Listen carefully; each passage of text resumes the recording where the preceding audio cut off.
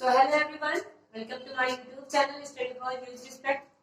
आपकी पार्ट 1 हो चुकी है गवर्नमेंट के बारे में, जिसमें हम लोगों ने लोकल गवर्नमेंट और स्टेट गवर्नमेंट और सेंट्रल गवर्नमेंट के बारे में छोटे छोटे पॉइंट समझे थे। और लोकल गवर्नमेंट को पूरा हम लोगों ने डिफाइन करके समझ लिया है पूरा डिस्क्रिप्शन में। अब हम लोग समझेंगे स्टेट गवर्नमेंट। स्टेट गवर्नमेंट का मतलब क्या होता है? जो लोकल गवर्नमेंट के ऊपर वर्क करती है वो होती है स्टेट गवर्नमेंट। स्टेट गवर्नमेंट का हेड कौन होता है? गवर्नर। जो गवर्नर होता है वो हेड होता है। जो स्टेट गवर्नमेंट होती है वो एक ऐसी गवर्नमेंट होती है जो कंट्रोल करती है सब डिवीजन जो पार्ट होते हैं हमारी कंट्री के, और जो फेडरल फॉर्म होता है हमारी कंट्री का, उनको वो कंट्रोल करती है। और जो पॉलिटिकल पावर होती है फेडरल की या नेशनल गवर्नमेंट की, उसमें जो लेवल आते हैं पॉलिटिकल ऑटोनॉमी या ऑटोनोमस टाइप के, जो सब्जेक्टिव और जो सब्जेक्टिव पार्ट्स होते हैं उसके, और जो सब्जेक्टिव वर्क होते हैं उनपे वर्क कौन करता है? हमारी स्टेट गवर्नमेंट करती है। डायरेक्ट कंट्रोल किसका होता है? हमारी स्टेट गवर्नमेंट का होता है। और एक ये फेडरल गवर्नमेंट है। फेडरल मतलब संघीय, लोक संघीय।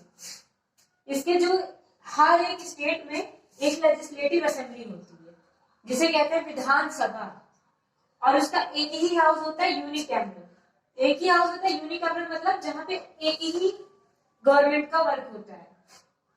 यूनिकैमरल एक ही लोगों का वहां पे वर्क होगा, और एक ही लोगों की वहां पे कंट्रोल होगी, पूरे जितना भी होगा सब एक ही गवर्नमेंट का होगा। और स्टेट गवर्नमेंट का और क्या क्या काम होता है? स्टेट गवर्नमेंट का काम होता है कि वहां पे जस्टिस जो एरिया में है, स्टेट गवर्नमेंट जो गवर्नर है वो वहां के पूरे न्याय के बारे में देखें, इलेक्ट्रिसिटी देखें, हेल्थ केयर देखें, सैनिटरी देखें, इलेक्ट्रिसिटी देखिए, बच्चों की चाइल्ड एजुकेशन पे ध्यान दें, जितनी भी चीजें रिलेटेड है कि ह्यूमन लाइफ से पब्लिक से रिलेटेड जितने भी इश्यूज हैं उन पर वर्क करें। लोकल गवर्नमेंट जिन चीजों को नहीं कर पाती है उनके ऊपर कौन काम करता है? State government. एज यूजुअल हर एक चीज के ऊपर कोई ना कोई होता है, वैसे स्टेट गवर्नमेंट है। स्टेट गवर्नमेंट के सारे काम करती है। उसके बाद में इसमें कुछ और पार्ट है, आप पहले ये नोट कर ले, उसके बाद में आपके लिए नया पार्ट लिखूंगा। आप लोगों ने नोट कर लिया होगा। अब हम लोग आते हैं कि वर्क क्या होता है ज्यूरिसडिक्शन का, मतलब स्टेट गवर्नमेंट का वर्क क्या होता है। एक तो ज्यूरिसडिक्शन पर वर्क करना, दूसरा एजुकेशन पर वर्क करना, फिर एग्रीकल्चर भी उन्हीं का सारा काम होता है कि एग्रीकल्चर कैसा हो रहा है। स्टेट गवर्नमेंट जो होती है वो उस पर वर्क करती है कि फसलें अच्छे से उग रही है नहीं उग रही है, और बहुत सारी स्कीम्स निकाली जाती है जिससे इरिगेशन हो सके अच्छे से फसलों का। इरिगेशन मतलब सिंचाई हो सके।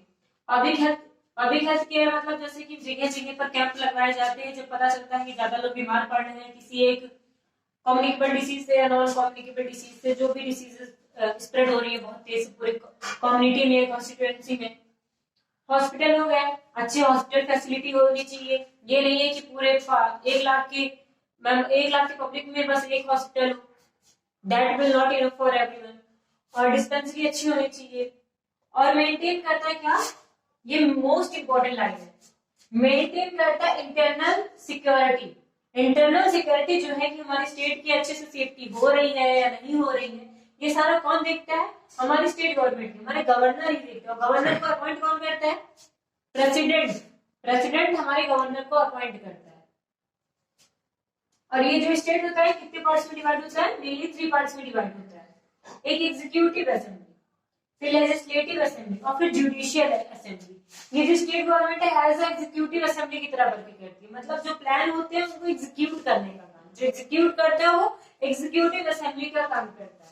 तो आपने स्टेट गवर्नमेंट के बारे में जान लिया सब। स्टेट गवर्नमेंट का हेड कौन होता है? गवर्नर होता है। इसके वर्क जान लिए। और एग्जीक्यूटिव असेंबली, लेजिस्लेटिव असेंबली और जुडिशियल असेंबली, ये सब आप लोगों ने अच्छे से जान लिया। अब हम लोग जाते हैं सेंट्रल गवर्नमेंट पे, और सेंट्रल गवर्नमेंट के बाद में मैं आप लोगों को एक अच्छी सी एक बहुत इंपॉर्टेंट पॉइंट बताऊंगी जो आप लोगों ने अभी तक कभी नहीं सुना होगा या कुछ ने सुना भी होगा, but for every exam it is very important. ये मैं आप लोगों को बताऊंगी, लेकिन ये जब पूरा लेक्चर गवर्नमेंट का हमारा कंप्लीट हो जाएगा उसके बाद, वो भी आप लोगों को बहुत जरूरी है पता होना, क्योंकि हर एक नागरिक को पता होना बहुत जरूरी है कि हम लोगों को एजुकेशन जो मिल रही है, जो हम लोग नॉर्मली पा रहे हैं, एजुकेशन हमारे स्टेट में अवेलेबल है हर जगह के अवेलेबल है क्या? मतलब छोटे से जो हम लोग 10 साल के बच्चों को जाते हैं नर्सरी में या एलकेजी में एडमिशन करवा के चले आते हैं, क्या सारी जगह पे ऐसा हो रहा है? ये सारे यहाँ पे ऐसे हमेशा से था? ये सब लोग पहले इस गवर्नमेंट के बारे में जान लेंगे अच्छे से। अभी हम लोगों ने लोकल समझ लिया, आप लोगों ने स्टेट समझ लिया, उसके बाद में सेंट्रल समझेंगे, उसके बाद में वाली स्लाइड में आप लोगों को क्लियर दिखा देते। पहले आप लोग ये नोट कर लो अच्छे से होगी। अब इसमें है सेंट्रल गवर्नमेंट। सेंट्रल गवर्नमेंट कौन है? सेंट्रल गवर्नमेंट का मतलब होता है जो ओवरऑल वर्क जो गवर्नमेंट करती है पूरे स्टेट पर, वो होती है हमारी सेंट्रल गवर्नमेंट। ये एक यूनिटरी फंक्शन, मतलब ये सबको यूनाइट करके फैसला लेती है। स्टेट गवर्नमेंट, हमारे यहाँ 28 स्टेट्स हैं जिन्हें पार्लियामेंट बनाती है, स्टेट्स बनाने का काम पार्लियामेंट करती है। जो स्टेट बनता है उनको वर्क कौन प्रोवाइड करता है? सेंट्रल गवर्नमेंट उनके वर्क को देखती है। जैसे होता है छोटे भाई बहन जो गलती करते हैं उन्हें बड़े भाई बहन सिबलिंग्स देखते हैं, और उनसे बड़े जो मम्मी पापा होते हैं, बड़े अगर कोई गलती करता है तो मम्मी पापा देखते हैं। उसी तरह जो सेंट्रल गवर्नमेंट है वो सबके फादर है। सेंट्रल गवर्नमेंट का मतलब क्या होता है? Central government is a political authority. एक पॉलिटिकल अथॉरिटी मतलब एक ऐसा अधिकार है इसको जो कि गवर्न करती है इंटायर नेशन, पूरे राष्ट्र पे इसका ये वर्क कर सकती है। इसमें 3 लेवल होते हैं, लेजिस्लेटिव असेंबली मतलब ब्रांच, एग्जीक्यूटिव ब्रांच और जुडिशियल ब्रांच। और इसमें फंक्शन क्या होते हैं? प्रोवाइड करता है लीडरशिप, प्रोवाइड करता है नेशनल सिक्योरिटी, प्रोवाइड करता है इकोनॉमिक असिस्टेंस, और भी बहुत सारे हैं like as public health, public safety, public medicine, public education etcetera. हमारे इंडिया में 58 यूनियन मिनिस्टर्स हैं और 93 डिपार्टमेंट है। इसका मतलब समझ रहे हैं आप? 58 यूनियन मिनिस्टर, ये जो 58 यूनियन मिनिस्टर है सेंट्रल लेवल पर, वो सारे स्टेट लेवल के वर्क को देखते हैं, समझते हैं और उसके हिसाब से एक फैसला बनाते हैं कि किस तरह से स्टेट को फंक्शन करना चाहिए, किस तरह के लॉ को रेगुलेट करवाना चाहिए, और वो जो रेगुलेट हो रहा है उसको किस तरह से मेंटेन करवाना है पब्लिक के through. It regulate trade affairs. जो सेंट्रल गवर्नमेंट हमारा होता है वो क्या करता है? ट्रेड अफेयर्स को क्या कहते हैं, उनके अंदर कोऑर्डिनेशन रखवाता है। स्टेट ऑफ फॉरेन ट्रेड, ऐसा नहीं है कि हमारे यहाँ की चीजें बाहर नहीं जाती, बाहर की चीजें हमारे यहाँ नहीं आती। अब यूपी से गन्ने जाते हैं, जम्मू कश्मीर से वो आता है केसर, ऐसे सेब आता है और ड्राई फ्रूट वगैरह हो गए, बहुत सारी चीजें हैं। कार्डामम मतलब दालचीनी, कॉफी, ये सब चीजें कहाँ से आती है? बाहर से ही तो एक्सपोर्ट इंपोर्ट हम लोग करते हैं। ऐसा तो है नहीं कि पूरे स्टेट में सब कुछ एग्जिस्ट है, सब कुछ मिल जाएगा, ऐसा नहीं, दैट्स नॉट पॉसिबल। तो ये हो गया हमारा सेंट्रल गवर्नमेंट। हम लोगों ने गवर्नमेंट के बारे में जाना कि गवर्नमेंट होता क्या है। उसमें 3 लेवल होते हैं, local government, state government and last is central government. Local government village के डिपार्टमेंट को देखती है और वो भी एक तरह की स्टेट गवर्नमेंट का ही पार्ट है, बट जैसे कि एक सोसाइटी में अगर कोई प्रॉब्लम हो जाती है तो वो लोकल गवर्नमेंट ही देखती है, डिस्ट्रिक्ट लेवल पर देखा जाता है। उसके बाद में आता है स्टेट गवर्नमेंट। उसके ऊपर जो स्टेट गवर्नमेंट है वो और ज्यादा अच्छे जैसे एरियाज हैं उनको स्टेट गवर्नमेंट देखता है, और उसके ऊपर है हमारा सेंट्रल गवर्नमेंट। सेंट्रल गवर्नमेंट एक यूनियन है जो कि सारे स्टेट्स के फंक्शन को रेगुलेट कैसा हो रहा है, कैसे लॉ और ऑर्डर मेंटेन करवाया जाना चाहिए, सारी चीजों को कौन देखता है? हमारा सेंट्रल गवर्नमेंट देखता है। तो आपको ये अच्छे से समझ में आ गया होगा गवर्नमेंट क्या है। अगर आप जिसको नहीं समझ में आया हो वो सर्च कर ले, हम पार्ट 1। अगर किसी ने पार्ट 1 नहीं समझा है तो पार्ट 1 के अलावा ये नहीं समझ में आएगा, क्योंकि जब तक आप गवर्नमेंट नहीं जानते हो, लोकल गवर्नमेंट नहीं जानते हो, तब तक आप नहीं जान सकते हो। लोकल गवर्नमेंट में भी होता है ग्राम सभा, ग्राम पंचायत और विधानसभा, जिला पंचायत। और जो हमारा स्टेट होता है वो हमारा बाइकैमरल है, यूनिकैमरल नहीं, प्लस यूनिकैमरल के साथ साथ बाइकैमरल भी है। बाइकैमरल ही अगर कोई पूछता है कि हम लोग कैसा है तो बाइकैमरल। यहाँ पे हमारे यहाँ Vidhan Parishad as well as विधानसभा दोनों मिलकर एकजुट होकर काम करते हैं, और इसी की वजह से हमारे यहाँ का जो इंटरनल अफेयर्स बहुत अच्छे से चलता है, without any problem, without any quarrelling, किसी भी तरह की प्रॉब्लम नहीं होती यहाँ की फैसलों को एग्जीक्यूट कराने में। सब लोग एक साथ एकजुट कोऑर्डिनेशन में काम करते हैं। आपका ये पूरा अच्छे से गवर्नमेंट हो गया। अब मैं आप लोगों के लिए बहुत इंपॉर्टेंट स्लाइड लाई हूँ, आप ये नोट कर लो। समूह आइलैंड्स क्या है? ये मध्य प्रदेश का एक ऐसा आइलैंड है जो कि वहां पर हम लोगों की मतलब किसी के लिए भी वहां पे एजुकेशन मिलना इम्पॉसिबल था। जेंडर जस्टिस जो होता है वो बहुत ही इंपॉर्टेंट जस्टिस है, जिसको हाईलाइट करना चाहिए हर एक एरिया में, कॉन्स्टिट्यूएंसीज में, कंट्री में, स्टेट में, हर जगह पर। ये जो है, ये छोटे छोटे जो हमारा आइलैंड बना है, समा आइलैंड, ये छोटे छोटे आइलैंड से मिलकर एक बड़ा आइलैंड बना है, जो कि जो पैसिफिक ओशियन में बना हुआ है।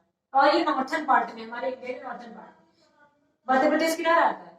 नॉर्थ पार्ट में ही आता है। जब 1920s था, चिल्ड्रन, यहाँ के जो चिल्ड्रन थे वो अलाउड नहीं थे स्कूल जाने के लिए। जब वो लोग पैरों पे चलना स्टार्ट करते थे, जैसे ही स्टार्ट कर देते थे, 5 साल के होते थे, उन लोगों के ऊपर ये जिम्मेदारी पड़ जाती थी कि वो अपने छोटे भाई बहन की ध्यान रखें।